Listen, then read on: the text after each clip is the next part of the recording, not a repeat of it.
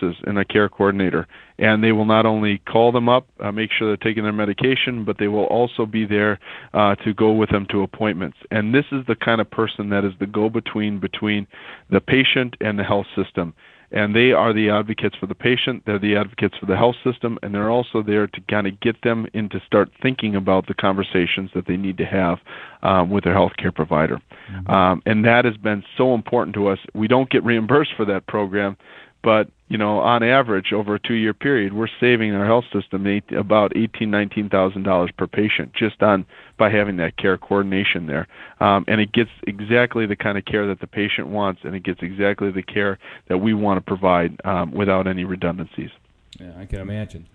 Well, let's talk about here. We have about 3 or so minutes before we have to go to the next break, but give us maybe an overview of the mechanics of the program, how it all kind of comes together and works, and how it moves through the system, so that you've gotten to where 96% of your patients have this directive. Right. It all starts with if somebody wants to have or has a chronic condition or has a diagnosis that's unfavorable, we provide them information on where they need to go. It's also on our what's called our My Care site, which is kind of you at home. It's your electronic record that you can kind of go on and check everything out. All that information's there. It's on our website, respectingchoices.org. And then it starts the whole process of having the conversation. And these take, 60 minutes, depending on the severity. We usually have family members there. And then once everything is kind of, they know their diagnosis, they know their issues that are coming about, they kind of have an understanding of what will happen, then we allow them to kind of think about it, make their decision. And once they make the decision on paper, that's put into our electronic medical record. So the next time they come in, we know exactly what they want. We go over their care treatment with them. We go over their wishes. We keep the family in the loop as much as we possibly can under the circumstances. And then as they go through the system, it shows up on their medical record, and our physicians are trained and they know to look for it. And then we have hospice and palliative care as well that is a supplemental, and it provides excellent services for our patients. So there's a lot of different people who are involved. Like I said, some of those are in the community at the front end with the conversations. They could be clergy members, they could be social workers, or trained advanced care planners. So it's a whole process that is a community involved process. We can't do this unless the community is involved. And then on the other side of it, we can't do it unless we have the electronic medical record that is there, that's accessible, and a physician base that knows to look for it. Yeah. So it's a whole paradigm that you need to look through the whole process, and it's taken us 20 years, but we've shown it can be done. We have a model that's out there. Australia uses it. Singapore uses it. We've got the Twin Cities in Minneapolis, St. Paul. Their medical societies using it. We've had discussions with the whole state of Wisconsin of using this. So we've got a process. We've done the hard work of setting up the process. Now we have a tool that can be implemented on a national level. Well, and I would imagine to have something as successful, to reach a 96%, for lack of a better word, participation rate among your patients. This is something that must be pushed down through all the ranks of the employees in the health system. It is, and we make it accessible as much as possible. In fact, I was just up for a wellness exam in our clinic here, and there was a whole booth outside of internal medicine with, here's our advanced care planning program, and if you know somebody who's in the hospital, we'll go and talk to them if you'd like. We'll take care of all the details associated with it. And again, it's not a money-making endeavor for us. I mean, we could be in a fee-for-service world doing a whole bunch of services on these people at the end of life, but it's not what they want. Mm-hmm. So we end up losing money to do the right thing for our patients, and the patients get exactly what they want. But we advertise the program. So, as our CEO says, I shouldn't probably be the CEO based on these financial decisions I'm making, but it's the right thing to do for the patients. Yeah. So we make it as visible as possible. It's kind of ingrained in our culture here, and it has to start somewhere, and we decided to start it here at the medical center and really reach out to the community to make sure they're involved. Great. Well, we're going to pause here for a few more minutes before and take our last break, and then we're going to finish our conversation with Michael. If you have a question or a comment, you want to say something about this subject, now's a great time. Phone lines are open, 626-657-2125. You can tweet a question or comment to us at Medicaid Talk. And if you're at the MedicaidTalk.com page watching the show, you can also send us a question or comment through that live chat. It's up and running right now. So we'll be back in just a moment.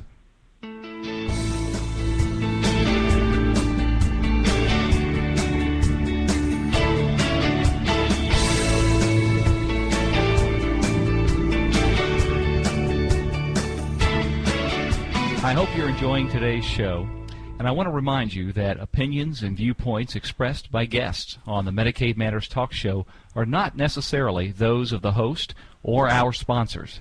Thanks for listening, and we'll be back in just a moment. Every 19 seconds, a child will die because of a lack of clean water. It is estimated that more than 80% of childhood diseases and deaths in underdeveloped countries are a direct result of drinking contaminated water. During the course of this commercial, 3 children will die. You can help make a difference in the lives of these children. By supporting Healing Hands International, you will provide safe, clean drinking water to families and villages around the world. Since 2006, Healing Hands has drilled more than 400 water wells in countries like Haiti, Ethiopia, Zimbabwe, and Honduras. Through the help of people like you, we have been able to bring the gift of clean water to more than 1 million people. To learn more about Healing Hands International and what we are doing to help, visit www.hhi.org. With your help, we can continue this life-saving work and make a significant difference in the lives of children.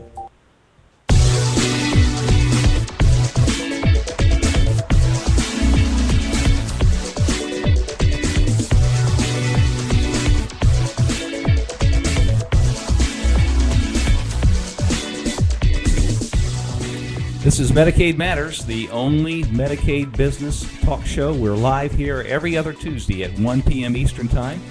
And as many of you know, those of you who are regular listeners, our company, Managed Medicaid Services, is a very strong supporter of Healing Hands. We are helping them raise money this year to dig water wells in underdeveloped parts of the world. In fact, my company has set a goal of building 100 wells around the world over the next 10 years. And you can be a part of this effort by supporting us as well. To learn more about joining us in this effort that actually improves the health of tens of thousands of people, you can click on the Healing Hands logo at MedicaidTalk.com, and there you'll get a lot more information about how you can be a part of this. We're talking with Michael Richards at Gundersen Lutheren about a very important topic, advanced directives. Michael, we've been talking about what Gundersen is doing, and I live here in Tennessee. It's unlikely, not certainly because I would avoid it, but unlikely I'll ever be a patient there, and as is the case probably for many in our audience.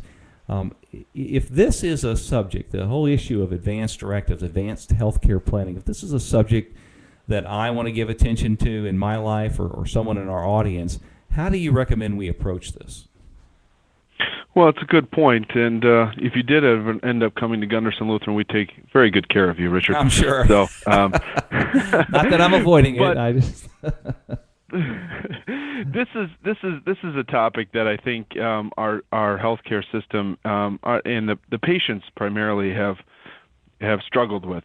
This is your customers, and when you go to the hospital, when you go to the doctor, and you get a diagnosis, you are a customer, and you want to make sure that you're getting the care that you want, when you want it, and how you want it, and essentially you need to be engaged in your healthcare decisions. And I guess the one thing that I would stress to patients is, as you go to as you go in, you want to make sure that do they have a medical record, do they have a system in place that is going to make sure that your wishes are honored, and what is their success rate? I mean, you can look at across the country, and we are the exception with the amount of coverage that we have and the amount of care plans that we honor. But how it's got to start somewhere. So it's got to be the patients asking and making sure that they're demanding the care that they want when they want it. And it doesn't always mean that it's expensive care. It's I want to make sure that if I'm in a vegetative state, that I want to be in a comfortable situation. I don't want to have to go through heroic treatment to try to save my life. I mean, that's essentially what you want to make sure that the people understand is, under what scenarios are you comfortable getting more care, and under what scenarios are you just want to have more comfort care. And I think that it's got to be a consumer-based issue. You mentioned a book earlier that Gundersen had published. What was the name of the book again for our audience? Yep, the book is called Having Your Own Say, Getting the Right Care When It Matters Most, and you can find that at www.havingyourownSay.org. And it's a good book. It basically tells our story. It tells Sutter Health's story a little bit from their perspective. They're in Northern California. They have maybe a little different culture than we have, but they have a highly successful program too, and it's all based on, and some people call it patient-centered care. We like to call it more person-centered care, because we want to do our job to keep you out of the hospital, if that's what your goal is. We want you to be a person and not a patient. And so how do we work with you through your care plan to make that happen? We've got some leading experts on these issues, from hospice to internal medicine to healthcare systems. It kind of it takes the whole spectrum of care and really dissects it into very easy to read, but also good tips on how to make sure your plan is in place, and how to create a plan and a program and a process. Mm-hmm. And we'll try to get a link to that also on our page. We'll have a page on our website for this particular show, so we'll try to put a link on there in case people want to get to that resource. And you said this has been a focus of Gundersen for over 20 years. Is that correct? It is, since 1986, and it started with our ethicist who had three distinct cases that the patients didn't know, the family didn't know what the patient wanted at the end of life, and were unable to speak for themselves. And so that started the process of we need to start this early, and we need to put in place a process that's going to last the patient's life, and also that every physician in our system knew exactly how the process worked. So it was a whole systems-based approach, and we rallied around it. And our customer satisfaction from the families has been through the roof. It's absolutely wonderful, and people love the care they like. They love the care that they are provided. They love the way that their family member had been treated, and they love the communication throughout the process. You mentioned that 96% of the patients have the directive, that the average kind of end-of-life costs, if I can characterize it that way, around $18,000. What are some of the other outcomes that you've seen from this? Well, I think something that you really can't put a number on is the quality of life that the patient receives in the last 2 years of life. How many people want to be hooked up to a machine at the end of life? How many people would much rather be surrounded by their family? And really, as some of the studies that we've seen show, is that heroic care doesn't extend your life anymore than having more palliative or hospice-based care.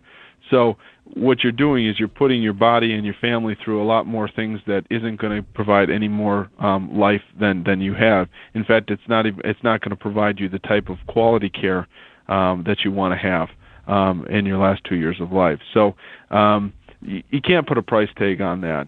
And in terms of the healthcare dollar, again, we're not making any money off of this program. In fact, we're losing money, but it's the right thing to do. So how do we get those places across the country, whether they're straight Medicare, whether they're private insurance, whether they're dual eligible, Medicare, Medicaid, how do we get those systems to say this is the absolute right thing to do? It's not rationing of care. It's an individual liberty issue. The patient wants this is the care the patient wants, and it's not going to cost you any more money. How do you get people to rally around that type of care, because it's a mindset change. Mm-hmm. And as we look at the Medicare deficits, we look at some of the Medicaid deficits, it's not going to solve the issues, but it's going to be a multi-billion-dollar change if everybody got to where Gundersen Lutheren was. Even if they got 25% of the way there, it's going to be a multi-billion-dollar difference in the bottom lines of those budgets. No, you're right. It's not going to solve all the issues, but it is a piece of the puzzle. It is a piece that has to be put in place. You think that this what has been accomplished at Gundersen is just unique to the leadership team and the culture in your organization, or do you think this is something that could be achieved everywhere? I think it could be achieved everywhere. Everybody's going to more of the electronic medical record now, and the electronic medical record alone is one piece of the puzzle. But getting physicians and healthcare providers in the loop as to let's look for one. Do they have one? Can we offer them one? And then also get the patients involved. I think there's a lot of different focuses and a lot of different factors in place, but I think that we started from scratch. We've got a template. There's other templates out there that can make this work. So you don't have to reinvent the wheel. It's out there. You just have to go after it, and you have to have a commitment to make sure it's right. And I think once we start going from a fee-for-service world, whether it's in Medicare or Medicaid, to more of a capitated payment arrangement and a value-based outcome payment, I think people are going to look at that and say, okay, we can't do the same thing we did before. We have to manage the money a little bit better, and we have to provide higher quality care to our patients. How can we do that? And I think they're going to look straight at some of these programs and say, most of our care is most of our costs is in the last 2 years of life. How can we work to be better? And they're going to look at places like Gundersen Lutheren and Sutter Health, and they're going to say, this is exactly where we want to be, and this is what we need to do to get it done. Unfortunately, I think it's going to have to be a stick approach to get people to move. Yeah, I think so. Well, we have about a minute left. Any final thoughts you want to say on this subject? No, and for those who are listening in the Medicaid world, the dual eligibles are only going to grow over time, and with the Medicaid expansion that's happening across the country, this should be no different than a health risk assessment. You want to look at the patient base that you have. I think that the Medicaid population also needs to take a look at what they want to have and understanding their health issues and really putting it down on paper on their wishes, and then really kind of forcing some of those healthcare organizations to have a process in place, because that's going to be a big deal for the future. So. No question. Well, Michael, thank you so much for being on the show today. I think this has been a very informative show, and hopefully we can have you back on in the future and talk a little bit more about some of these aspects. I would love to. Thank you very much, Richard. Good. Hey, if you want to get updates about any upcoming shows as well as the work we are doing in Medicaid healthcare, be sure to register to get notices about those things right there on our blog. You can do that right there at MedicaidTalk.com.